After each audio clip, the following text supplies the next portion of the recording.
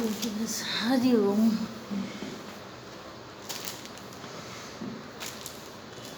हरि ओम.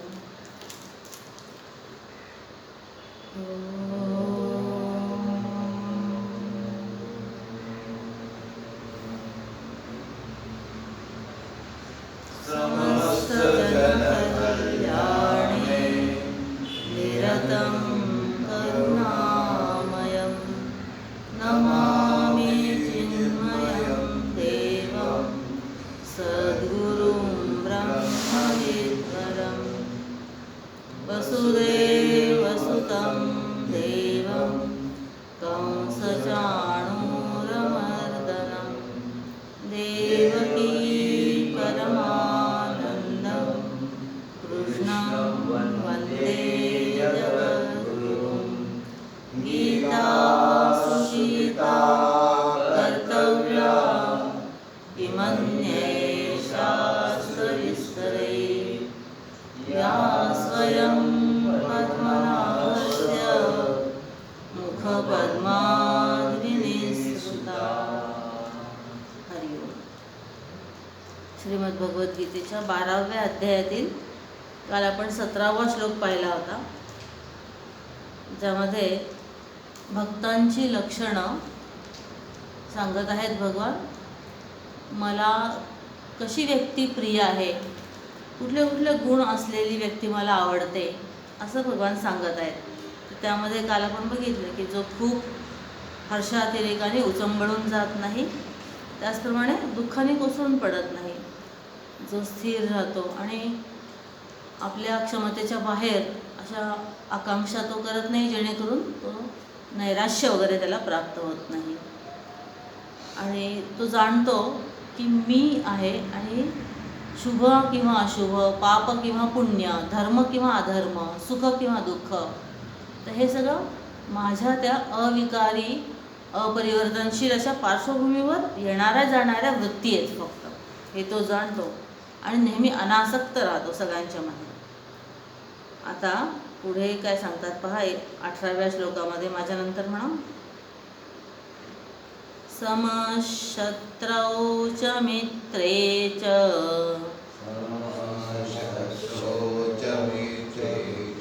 तथा मानापमानयोः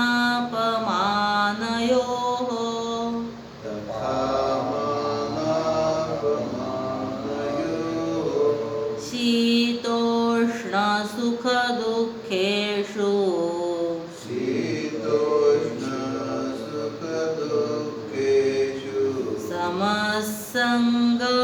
समसंगविवर्जितः.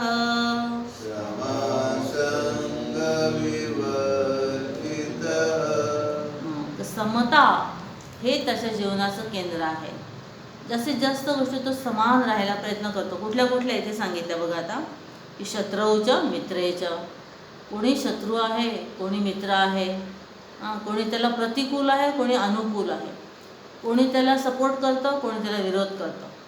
तर त्यांच्या बाबतीत तो प्रयत्न करतो की समान राहील. त्याचप्रमाणे मान अपमान, निंदा स्तुती, हे ज्या गोष्टी आहेत तर त्याच्यामध्ये, आणि शीत उष्ण, इथे शीत म्हणजे थंडी, तर थंड किंवा उष्ण जरी हवामान असलं आणि सुखदुःख पण दिले पुन्हा, तर त्याप्रमाणे तो तिथे समान राहतो. आणि संग विवर्जित, आसक्त न होता असा तो राहतो. आता पहा, जेव्हा आपण म्हणतो की ही व्यक्ती माझा शत्रू आहे आणि ती व्यक्ती माझा मित्र आहे, तर ह्या दोन्ही वाक्यांमध्ये माझा हा एक शब्द समान आहे. म्हणजे ही माझा शत्रू आहे, हा माझा शत्रू आहे, आणि हा माझा मित्र आहे, तर त्या माझा हा शब्द दोघांमध्ये समान आहे. तर तो ते तत्व बघतो की एक तत्व आहे, एक चैतन्य आहे, आणि त्याच्यामुळे हा पण माझा आहे, हा पण माझा आहे. फक्त काही बाहेरच्या स्वभावाच्या गोष्टी आहेत किंवा काही मतभेद आहेत भिन्न, तर त्यामुळे मला असं वाटतं की हा मला प्रतिकूल आहे आणि हा मला अनुकूल आहे. तर ते माझी तात्पुरती भावना आहे. कधी कधी असं होतं की जे मित्र असतात ते विरुद्ध वागू लागतात, शत्रू होतात, आणि जे शत्रू असतात ते मित्रासारखं वागू लागतात, असंही होतं. तर त्यावेळेला ती गोष्ट बदलेल, माझा सेम राहील. जो माझा मित्र आहे तो माझा शत्रू होईल, आणि जो माझा शत्रू आहे तो मित्र होईल. तर आपण काय करायचं, जो साधारण घटक आहे त्याच्यामध्ये लक्ष द्यायचं आणि दोघेही माझेच आहे. तर त्याचप्रमाणे जी कोणती ती व्यक्ती आहे म्हणा किंवा काही तुमचं एखादं ठिकाण असेल, एखादी वस्तू असेल किंवा प्राणी पक्षी असेल, तर त्या सगळ्यांच्या मध्ये पण जे चैतन्य आहे ते बघितलं तर ते आपणच आहोत. आणि म्हणून हे आपण पाहून त्या दोघांमध्ये समान राहू शकतो. एक गोष्ट झाली. दुसरी गोष्ट म्हणजे अशी की ज्याप्रमाणे गोष्टीमध्ये आपण वाचतो की हा राजा होता, त्याचा शेजारचा राजा शत्रू होता आणि पलीकडचा राजा मित्र होता त्याचा, तर ते गोष्टीमध्येच असतं. तसंच अगदी आपण स्वप्न बघितलं एखादं, तर स्वप्नामध्ये कोणीतरी माझं वाईट करणार आहे आणि कोणीतरी माझं चांगलं करणार आहे, भलं करणार आहे. तर हे स्वप्नातलं स्वप्नात, आपण जेव्हा जागं झालो तर त्याचा काही संबंध नाही. अगदी त्याचप्रमाणे ह्या अज्ञानाच्या दशेमध्ये आपल्या या जगामध्ये जागृत अवस्थेत सुद्धा जागा असताना, जगामध्ये व्यवहार करत असताना जे आपल्याला वाटतं की हा चांगला, हा वाईट, हा याचा द्वेष करायचा, ह्याचा राग करायचा, म्हणजे आसक्ती ठेवायची, तर ते दोन्हीही काही खरं नसतं.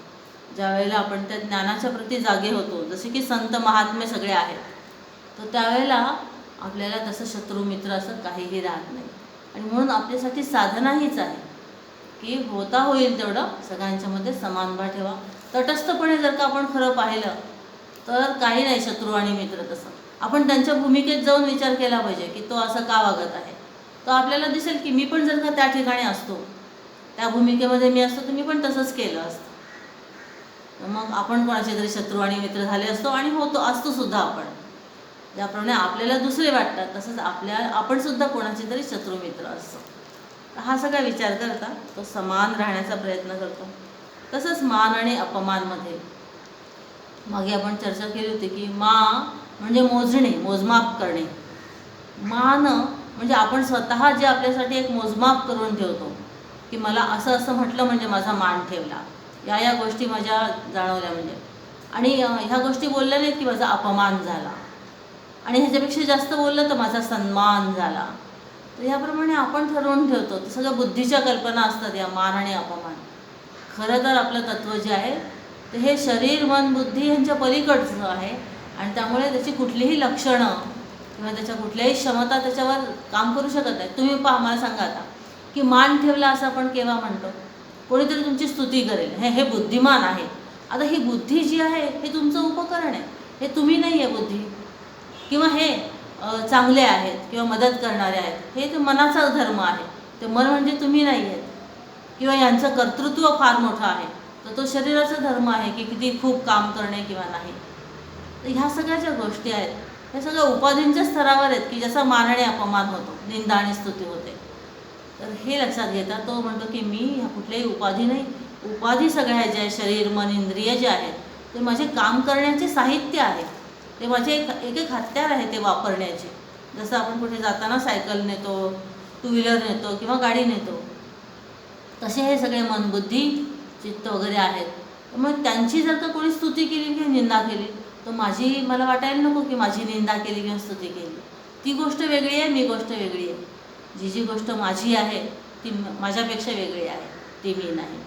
तर हे चांगल्या प्रकारे जाणून, त्याचप्रमाणे दुसरी गोष्ट ही पण की स्वप्नामध्ये जर का कोणी मान अपमान, तुम्हाला हार घातला, फुलांचा हार घातला, आणि दुसरीकडे कुठेतरी तुमच्यावर सडके, टोमॅटो, बटाटे फेकले, चपलांचा हार घातला, असं काही केलं, तर तिसरीकडे कोणीतरी तुमच्यावर बंदूक रोखून आहे. तर ह्या सगळ्या गोष्टी स्वप्नातल्या आहेत. मान अपमान, निंदा, स्तुती. जागा झाल्यावर त्याचं काहीच नाही. तर ह्या प्रकारे तो विचार करून दोघांच्यामध्ये समान राहतो. आणि तसं शीत आणि उष्ण आपण दुसऱ्या अध्यायात पण बघितला होता. हा श्लोक असा की आगमापायिनो अनित्याः तां स्थितिक्षस्व भारत. कारण की शीत, उष्ण वगैरे ज्या गोष्टी आहेत, पावसाळा येतो, हिवाळा येतो, उन्हाळा येतो, गरमी होते, थंडी वाजते, ह्या सगळ्या ज्या गोष्टी आहेत ह्या येणाऱ्या आणि जाणाऱ्या आहेत. परिवर्तनशील अशा प्रकृतीच्या त्या गोष्टी आहेत. तर आपण स्थिर राहून त्यांना सहन केलं पाहिजे, कारण आपण त्याच्यावर काही करू शकत नाही आहे. तर हे जाणून आपण त्याची तक्रार करत न बसता ते आहे तसं स्वीकारून आनंदाने ते सहन केलं पाहिजे. तर शीत, उष्ण ह्याच्यामध्ये पण समान, आणि त्याचप्रमाणे सुख, दुःख. आता कोणी असा माणूस नाही आहे काही की ज्याला संपूर्ण सुखच सुख मिळतं, आणि असा कोणी नाही की ज्याला दुःखच दुःख मिळतं. या पण गोष्टी येणाऱ्या जाणाऱ्या आहेत. आणि मुख्य म्हणजे सुख आणि दुःख या मनाच्या वृत्ती आहेत केवळ. मी जाणत आहे की माझ्या मनात सुखाची वृत्ती आली, आणि जे जे अनुकूल असतं त्याच्याबद्दल सुख वाटतं.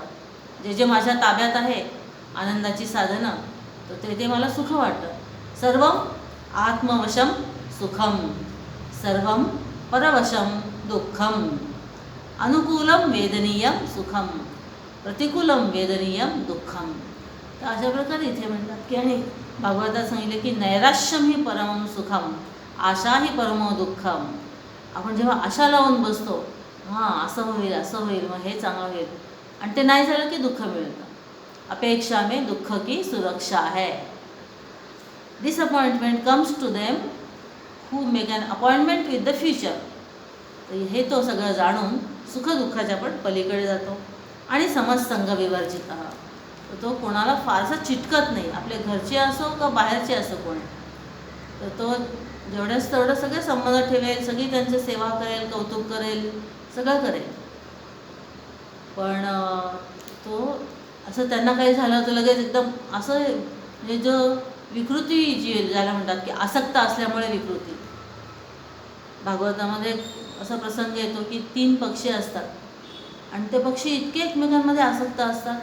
त्यातल्या एका पक्षीला पारधी पकडतो, तो दुसरा म्हणतो की अरे ह्याच्याशिवाय जगणं काय आहे, म्हणून तो पण स्वतःहून त्या जाळ्यात जातो. आणि तिसरा पण म्हणतो की अरे हे सगळं गेले तर मी तर एकट्या राहून काय करू, तो पण स्वतःहून जाळ्यात जातो. तर व्याध जो असतो पारधी एकदम खुश होतो, तो म्हणतो मला एकाच्या ठिकाणी 3 पक्षी मिळाले. तो ते जाळं खांद्यावर घेतो आणि चालतो. तर ह्याच्यात काय पॉईंट राहिला की न आपण स्वतःसाठी जगलो, न काही समाजासाठी, देशासाठी, धर्मासाठी काही केलं, आणि स्वतःचंच आयुष्य आपण हे करून घेतलं त्या आसक्तीपायी. तर म्हणून इथे म्हटलं संघ विवर्जित, समसंग विवर्जित. बरं, आता काय आज उशीर झाला आहे, शाळा आहे का? नाही, शाळा नाही, तिकडे जायचं ना आज. हो का? थांबूया आपण, उद्या पूर्ण करू अध्याय, आणि नंतर मग तुम्ही थोडंसं संक्षिप्त सांगाल काही.